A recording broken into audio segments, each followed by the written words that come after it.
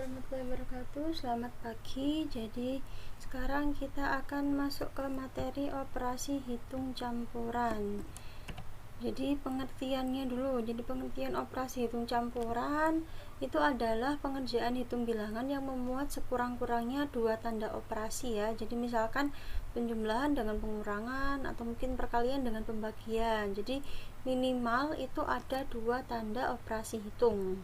Nah, contohnya ini ada 12 ditambah negatif 3 dikalikan 7. Lah ini kan dia ada dua tanda operasi hitung ya.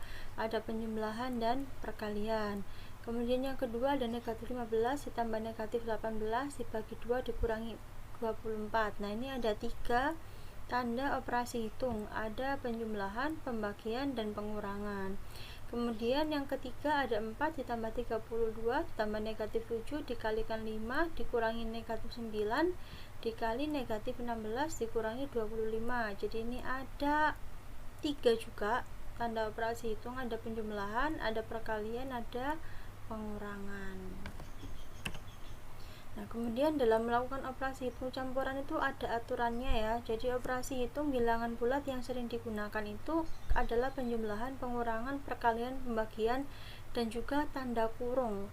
Jadi dalam operasi hitung campuran itu menggunakan aturan atau urutan dalam pengerjaannya. Urutannya adalah yang pertama yang tanda kurung dulu. Jadi kalau misalkan ada soal, urutan mengerjakannya adalah yang pertama, yang paling tinggi adalah tanda kurung, baru kemudian perkalian atau pembagian, baru penjumlahan atau pengurangan. Jadi untuk perkalian dan pembagian itu sebenarnya setara, tapi mana yang dikerjakan terlebih dahulu? Yang dikerjakan terlebih dahulu itu adalah yang muncul pertama kali atau yang di depan dahulu.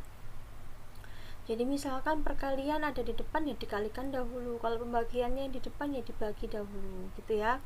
Terus penjumlahan atau pengurangan juga seperti itu, mereka setara, tapi kalau misalkan dikerjakan pada soal itu kerjakan yang ada di depan terlebih dahulu. Jadi kalau yang muncul itu tanda operasi penjumlahan dulu maka dijumlah dulu, kalau yang muncul pengurangan dulu maka dikurangi dahulu.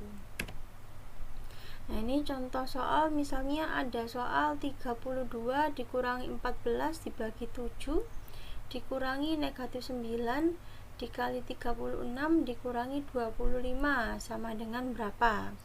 Nah, ini kita sesuai dengan aturan dalam menggunakan operasi hitung campuran. Yang pertama dikerjakan adalah yang mempunyai tanda kurung, yang dikurung dahulu. Jadi 36 dikurangi 25 terlebih dahulu. 36 dikurangi 25 hasilnya 11.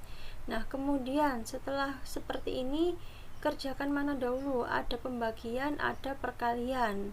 Dikerjakan yang mana dulu? Yang pembagian dahulu, karena pembagiannya ada di depan ya. Jadi negatif 14 dibagi 7 2. Nah, kemudian sekarang ada perkalian dan pengurangan. Mana yang dikerjakan terlebih dahulu? Yang dikerjakan terlebih dahulu adalah perkaliannya. Jadi kalikan dulu sama dengan negatif 99. Terus ini ada negatif bertemu negatif, jadi ini ada jumlah positif, maka hasilnya sama dengan 123 ya. Jadi 32 dikurangi 2 30, baru 30 ditambah 99 sama dengan 123.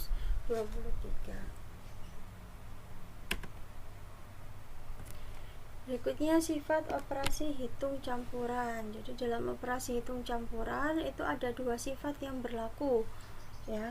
Jadi yang pertama ada distributif perkalian terhadap penjumlahan dan ada distributif perkalian terhadap pengurangan.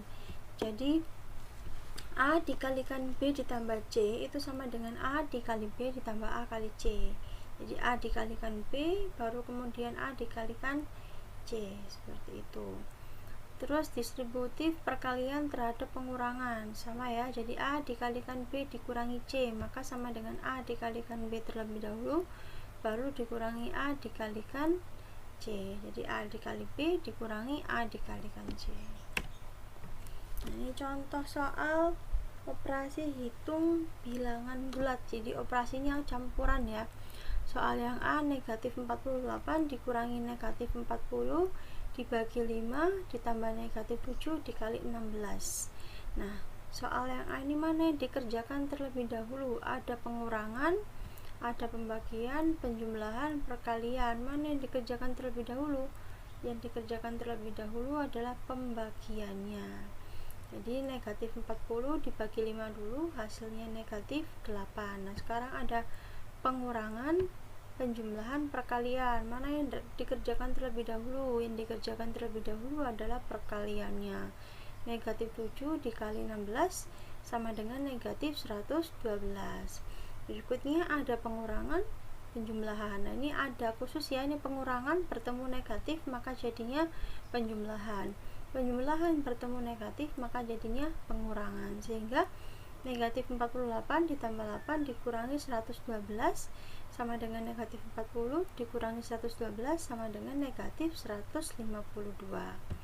Soal yang B, negatif 28 ditambah 52 ditambah negatif 6 dikurangi negatif 15 dikali negatif 4 ditambah 26. Nah, mana yang dikerjakan terlebih dahulu? Yang dikerjakan terlebih dahulu adalah yang dikurung. Jadi negatif 28 ditambah 52 hasilnya 24, sehingga menjadi 24 ditambah negatif 6 ditambah 15 dikali negatif 4 ditambah 26. Nah ini ada penjumlahan, penjumlahan, perkalian, penjumlahan. Berarti yang dikerjakan terlebih dahulu adalah perkaliannya. 15 dikali negatif 4 hasilnya negatif 60. Penjumlahan, penjumlahan, penjumlahan ya. Ini penjumlahan bertemu pengurangan menjadi pengurangan, penjumlahan bertemu negatif jadinya pengurangan, terus belakangnya penjumlahan. Mana yang dikerjakan dahulu? Yang pengurangan. 24 dikurangi 6 18, baru 18 dikurangi 60 ditambah 26, 18 dikurangi 60 negatif 42, kemudian ditambah 26 hasilnya negatif 16. Nah sekarang kalau soalnya soal cerita, pada pukul 16.00 suhu udaranya mencapai 2 derajat Celcius. Suhunya berangsur-angsur turun secara konstan sehingga pada pukul 24.00 suhu udaranya mencapai negatif 10 derajat Celcius. Nah, penurunan suhu ini setiap 2 jam selalu sama. Yang A, berapa derajat Celcius penurunan suhu udara setiap 2 jam? Pertanyaan yang B, berapa derajat Celcius suhu udara pada pukul 20.00? Jadi yang A dulu. Lama waktu dari 16.00 sampai 24.00 itu adalah 8 jam. Jadi dari jam 4 sore sampai jam 12 malam itu adalah 8 jam. Dapat dari mana 8 jam? Ini dikurangi ya. Di SD kan sudah pernah ya ada pengurangan waktu. 24.00 dikurangi 16.00 hasilnya adalah 8 jam. Kemudian perubahan suhunya. Jadi perubahan suhunya ini dari pukul 16.00 sampai 24.00. Jadi yang dikurangkan adalah perubahan suhunya 2 dikurangi negatif 10 ya, jadi 2 dikurangi negatif 10 sama dengan 2 ditambah 10 sama dengan 12 derajat. Jadi perubahan suhunya adalah 12 derajat. Terus penurunan suhu tiap jam jadi berapa? Tiap 2 jam. Jadi ini sama dengan 12 dibagi 8 dibagi 2 lah. Kenapa? 12 ini adalah perubahan suhunya, terus 8 dibagi 2 ini adalah lama waktunya, tadi kan 8 jam tapi perubahannya setiap 2 jam sehingga 8 jam ini harus dibagi 2. 8 dibagi 2 dan dia dikerjakan terlebih dahulu, jadi dikurung dikerjakan terlebih dahulu. 8 dibagi 2 hasilnya 4, maka 12 dibagi 4 adalah 3 derajat Celcius. Jadi penurunan suhu setiap 2 jam adalah 3 derajat Celcius. Terus yang B, berapa derajat Celcius suhu udara pada pukul 20.00? Jadi lama waktunya dari pukul 16.00 ke 20.00 kan 4 jam. Jadi lama waktunya 4 jam. Dapat dari 20.00 dikurangi 16.00 itu 4 jam. Maka suhu udaranya adalah 2. 2 ini yang pukul 14.00 itu ya, dikurangi 4 dibagi 2. Nah, 4 dibagi 2 ini dari mana? Dari 4 jam dibagi dengan perubahan suhunya kan tiap 2 jam, maka 4 dibagi 2 baru dikalikan 3. Dikalikan 3 dari mana? Perubahan suhu tiap 2 jamnya adalah 3 derajat Celcius, maka dikalikan 3. Dan ini dikerjakan yang belakang terlebih dahulu. ada pembagian, ada perkalian. Dahulukan pembagian. Jadi 4 dibagi 2, 2, baru 2 dikalikan 3, 6, baru sekarang 2 dikurangi 6, negatif 4 derajat Celcius. Jadi suhu udara pada pukul 20.00 itu adalah negatif 4 derajat Celcius. Nah, ini ada contoh soal lagi. Jadi hasil dari negatif 13 ditambah negatif 30 dibagi 6 kalikan 5 sama dengan berapa? Jadi ada penjumlahan, ada pembagian, ada perkalian. Dahulukan pembagiannya. Negatif 30 dibagi 6 hasilnya adalah negatif 5. Ya, negatif 30 dibagi 6 hasilnya adalah negatif 5. Negatif 5 kemudian dikalikan dengan 5 hasilnya adalah negatif 25, baru ditambah dengan negatif 13. Negatif 25 ditambah negatif 13 hasilnya adalah negatif 38 derajat Celcius. Yang nomor 2, negatif 8 dikalikan M ditambah negatif 36 dibagi negatif 4 hasilnya itu sama dengan negatif 7. Maka berapa nilai M? Jadi ini kita ngerjakannya mencari nilai M ya. Kerjakan yang kiri terlebih dahulu. Negatif 8 dikalikan M tetap ya, negatif 8 dikalikan M ditambah lah ini dibagi negatif 36 dibagi negatif 4 hasilnya 9. Nah, kemudian 9 ini kita pindah ruas ke kanan. Ini kan bilangannya positif ya. Kalau dipindah ruas dia menjadi negatif. Maka menjadi negatif 8 dikalikan M sama dengan negatif 7 dikurangi 9. Nah, negatif 7 dikurangi 9 hasilnya negatif 16. Baru sekarang kita mencari M-nya. Mencari M-nya bagaimana? Kedua ruas dibagi negatif 8. Ruas kiri dibagi dengan negatif 8, berarti negatif 8-nya ini kan habis. Tinggal M. Nah, terus ruas kanan negatif 16 dibagi negatif 8 hasilnya adalah 2. Maka didapatkan nilai M-nya sama dengan 2. Nah, berikutnya bilangan pecahan. Jadi bilangan pecahan bentuknya adalah A per B. A per B dengan A ini sebagai pembilang, B ini sebagai penyebut. Nah, syaratnya dalam bilangan pecahan itu adalah pembilang dikurangi penyebut ya. Contohnya syaratnya dari bilangan pecahan, mohon maaf tadi, adalah pembilang kurang dari penyebut ya. Jadi pembilangnya kurang dari penyebutnya. Contohnya setengah 2/3 3/8, setengah 1 kurang dari 2, 2/3 2 kurang dari 3, 3/8 3 kurang dari 8. Nah, berikutnya sekarang adalah pecahan senilai. Jadi bilangan pecahan senilai atau ekuivalen itu dapat dilihat seperti gambar berikut ya. Maka dilihat itu ada gambarnya lingkaran dan ada gambar segi 4 ya. Jadi ada gambar lingkaran dan ada gambar segi 4. Jadi kalau dilihat lingkaran yang pertama ini dia dibagi 2 langsung. Dibagi 2 langsung. Gambarnya seperti ini. Nah, ini nilai pecahannya adalah setengah. Lingkaran yang kedua dia dibagi 4. Dibagi 4 yang diarsir adalah 2 bagian. Nah, 2 bagian ini nilainya adalah 2/4. Lingkaran yang ketiga dia dibagi 8, yang diarsir adalah 4 bagian.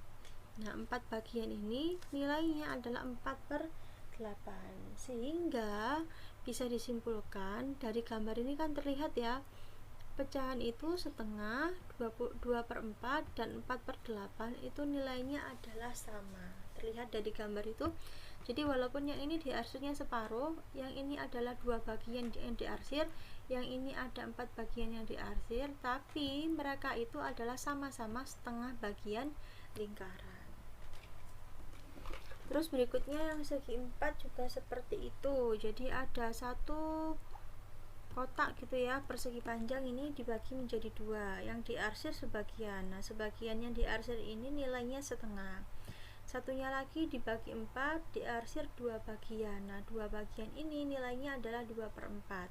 Satu lagi ada 6 dibagi 6, nah yang diarsir 3 bagian. Nah 3 bagian ini adalah 3/6. Satu lagi dibagi menjadi 8 bagian, yang diarsir ada 4 bagian. Nah 4 bagian ini adalah 4/8. Satunya lagi dibagi menjadi 12 bagian, yang diarsir hanya 6 bagian. Maka yang 6 bagian ini nilainya adalah 6/12. Jika diperhatikan, ini kan semua ukurannya sama ya, persegi panjangnya. Nah kan terlihat kalau misalkan arsiran ini semuanya itu sama-sama adalah setengah dari persegi, sehingga nilainya setengah itu sama dengan 2/4, sama dengan 3/6, sama dengan 4/8, sama dengan 6/12. Nah sekarang menyederhanakan bilangan pecahan. Jadi suatu pecahan dikatakan sebagai bentuk sederhana apabila pembilang dan penyebutnya tidak memiliki faktor yang sama kecuali satu. Contohnya bentuk sederhana dari 4/8 ya. 4/8 kalau disederhanakan kan kita bagi dengan bilangan yang sama, jadi pembilang dan penyebutnya dibagi dengan bilangan yang sama. Misalkan dibagi dengan 2, 4 dibagi 2, 2, 8 dibagi 2, 4, hasilnya 2/4. Nah 2/4 ini belum sederhana. Lah kenapa kok belum sederhana? Karena 4 ini itu faktornya adalah 1 dan 2, ya kan? Faktor dari 4, masih ingat waktu FPB dan KPK itu loh ya. Jadi faktor dari 4 ini adalah 2. Nah 2 yang atas ini faktornya adalah 1 dan 2 juga kan sama ya, ada 2 faktor yang sama, sehingga ini belum sederhana. Jadi ini harus kita sederhanakan lagi. 2/4 tadi masing-masing dibagi 2, 2 dibagi 2, 1, 4 dibagi 2, 2. Nah 1/2 ini adalah bentuk yang paling sederhana. Kenapa? Faktor dari 1 itu 1, faktor dari 2 itu adalah 1 dan 2. Nah faktor yang sama kan hanya 1 di sini, 1 itu tadi. Oke, sekian materinya hari ini. Terima kasih, sampai bertemu di materi yang berikutnya.